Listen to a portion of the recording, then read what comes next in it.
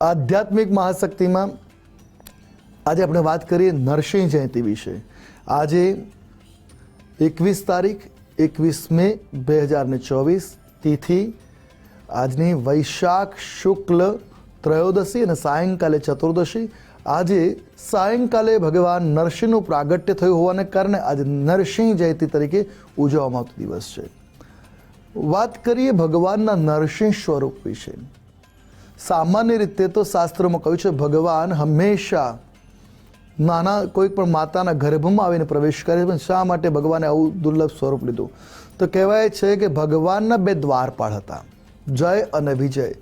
એમને સનકાદિ ઋષિઓનો શ્રાપ હતો ને શ્રાપને અધીન થઈ એમને જ્યારે નિવારણ કરવા કહ્યું ત્યારે કહ્યું જો તમે ભગવાનની ભક્તિ કરતા હો, પૃથ્વી પર જવાનું છે અને મૃત્યુલોકમાં જીવવાનું કહ્યું છે, ભગવાનની ભક્ત બનવું હોય તો 7 જન્મે તમારો ઉદ્ધાર થઈ જાય અને શત્રુતાને પ્રાપ્ત કરો તો 3 જન્મમાં ઉદ્ધાર થઈ જાય. તો જય વિજય બંને ભગવાનની શત્રુતા સ્વીકાર કરી જેથી કરીને 3 જ જન્મોમાં ભગવાનના ધામમાં પાછા આવી જવાય. અને ત્યાર પછી એમનો જે પ્રથમ જન્મ થયો તો એ જન્મની અંદર કહેવાય છે હિરણ્યાક્ષ અરણ્ય હિરણ્યકશિપુના સ્વરૂપમાં બંને અવતાર લીધો. હિરણ્યાક્ષનો ભગવાને વરાહ ત્રીજા સ્વરૂપ અવતાર વરાહ અવતારમાં ઉદ્ધાર કરી નાખ્યો. પણ હિરણ્યાક્ષના ઉદ્ધાર એની મોતનો બદલો લેવા માટે હિરણ્યકશિપુએ ભગવાન બ્રહ્માજીની ઉગ્ર તપસ્યા પ્રારંભ કરી છે. એવું દિવ્ય વ્રત મેળવવા કહેવાય છે વરદાન મેળવવા માટે અમરત્વનું વરદાન જોઈતું હતું પણ અમરત્વનું વરદાન કોઈને મળ્યું નથી. એટલે વરદાન માટે એમને ઘણી વિચારધારા કરી અને કઠોર તપશ્ચર્યા આદરી છે. અને કહેવાય છે એવી કઠોર તપસ્યા આદરી બ્રહ્માજીને વરદાન દેવા ઉદ્ધત થવું પડ્યું. અને જ્યારે વરદાન માગવા કહ્યું ત્યારે હિરણ્યકશ્યપે કહ્યું મને અમરત્વનું વરદાન આપો. ત્યારે બ્રહ્માજી કહ્યું આ વરદાન કોઈને પ્રાપ્ત થતું નથી, બીજું માગી લો. ત્યારે એમને કહ્યું તો મને એવું વરદાન આપો કે હું દિવસે ન મરું રાત્રે ન મરું. આપની જીવ સૃષ્ટિમાં બનાવેલા કોઈ જીવ દ્વારા ન મરું, ન પ્રાણીથી ન માનવથી મૃત્યુ થાય, ન ભીનાથી ન સુકાથી મૃત્યુ થાય, ન અંદર ન બહાર મૃત્યુ થાય, ન ઉપર ન નીચે મૃત્યુ થાય, ન પૃથ્વી પર ન આકાશમાં મૃત્યુ થાય. આવી રીતે એને બુદ્ધિની ચાલાકી કરી એવું વરદાન માગ્યું અને એને કોઈ મારવા વાળો ન ઉત્પન્ન થાય ત્યાં સુધી મરે નહીં. આ રીતનું વરદાન માગ્યું. બ્રહ્માજી તથાસ્તુ કઈ વરદાન આપી દીધું. ત્યારબાદ પોતાના ભાઈની મોતનો બદલો લેવા માટે ને ઉપદ્રવ મચાવ્યો, ચારે બાજુમાં હાહાકાર મચાવ્યો. પણ જે સમયે આ હિરણ્યકશિપુ તપસ્યા કરતો હતો તે સમયે દેવરાજ ઇન્દ્રએ વિચાર કર્યો આ એક રાક્ષસ છે અને કઠોર, એને સહન કરવો મુશ્કેલ છે. ત્યાં એની પત્ની કયાધુ ગર્ભવતી હતી. એને વિચાર કર્યો આ પણ એક રાક્ષસને જન્મ આપશે એટલે ગર્ભવતીને લઈને દેવરાજ ઇન્દ્ર હરણ કરી એના બાળક થાય એટલે મારી નાખવાની ઈરાદ હતી, એનું હરણ કર્યું હતું. તે સમયે રસ્તામાં દેવરાજ નારદજી મળ્યા. એમને ઇન્દ્રના આ પાપથી એમને છોડાવ્યા, બચાવ્યા અને કયાધુને પોતાના આશ્રમમાં રાખી નાનું બાળક પ્રહલાદ જન્મ થયો એ મોટો થયો ત્યાં સુધી ગર્ભમાં જ હતો ત્યારથી નારાયણના ઉપદેશ શ્રવણ કર્યા. બાળક મોટું થયું 5 વર્ષનું, જ્યારે હિરણ્યકશિપુ આવે છે ત્યાં સુધીમાં તો પ્રહલાદ નારાયણ ભક્ત બની ચૂકેલા. અને પ્રહલાદને ખોળામાં લઈ જ્યારે હિરણ્યકશિપુ પૂછ્યું આ જગતમાં સૌથી શ્રેષ્ઠ કોણ છે, સૌથી પ્રિય શું છે? ત્યારે બાળકે કહ્યું કેવલ શ્રી હરિ. આ વાતથી ક્રોધિત થઈ અને પોતાના બાળકને શુક્રાચાર્યના પુત્રો શુંડાર્કને અભ્યાસ કરવા માટે મૂકી દીધી. દાનવી વિદ્યાને અર્પણ કરી શકે અને હિરણ્યકશિપુને જ ભગવાન માને.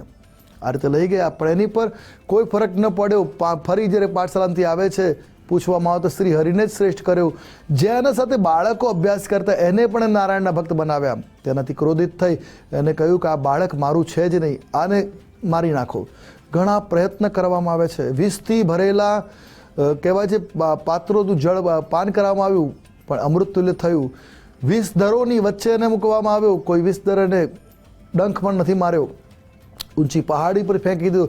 ઇવન કહેવાય છે કે એને હોલિકામાં પ્રજ્વલિત કરવાની પણ ઈચ્છા કરી જે પણ એ ભસ્મીભૂત ન થયો. કહેવાય છે હોલિકા નામની હિરણ્યકશિપુની બહેન હતી અને અગ્નિનું વરદાન હતું કે બાળી ન શકે એની પર ચુંદડી હોય તો હોલિકાએ અગ્નિ પ્રજ્વલિત થતાં એ જે વસ્ત્ર હતું પોતાના કહેવાય છે ભત્રીજા પ્રહલાદને ઉડાડી દીધું અને પોતે ભસ્મીભૂત થઈ અને બાળક આબાદ રહ્યો. અને તેના મર્મમાં આપણે ફાગણ માસની અંદર હોળીનો ઉત્સવ કરી, પણ ત્યારબાદ ઘણા બીજા પ્રયત્ન કરે પણ બાળકને કંઈ થતું નથી.